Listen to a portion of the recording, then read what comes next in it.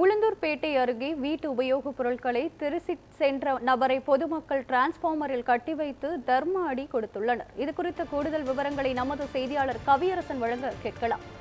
வணக்கம் கவியரசன், முழுமையான விவரங்கள் என்ன, பதிவு செய்யுங்க. வணக்கம்.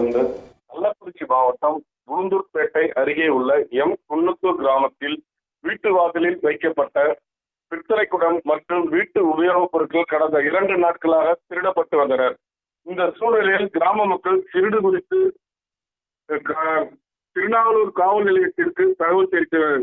இருந்த போதிலும் திருட்டை கண்டுபிடிக்க நேற்று இரவு முழுவதும் வீட்டை பூட்டிவிட்டு கண்விழித்து வீட்டுக்குள் இருந்தனர்.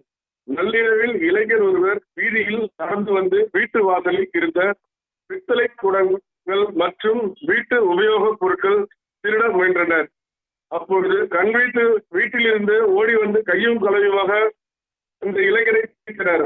அப்பொழுது அந்த இளைஞர் தப்ப முயன்றார். உடனே அருகில் இருந்தவர்கள் அந்த இளைஞரை மடக்கி பிடித்து டிரான்ஸ்பார்மரில் கட்டி வைத்து தர்மடி கொடுத்தனர்.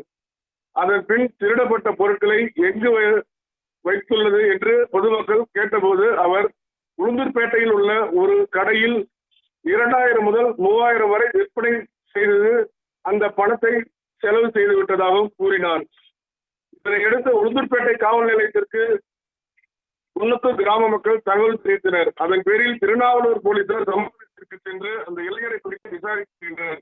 2 நாட்களாக வீட்டு உபயோகப் பொருட்களை திருடி வந்த நபரை பிடிக்க இரவு முழுவதும் கண்விழித்து காத்திருந்த மக்களை திருடரை பிடித்து கட்டி வைத்து தர்மடி கொடுத்தது அந்த பகுதியில் சம்பவம் பெரும் பரபரப்பை ஏற்படுத்தியுள்ளது.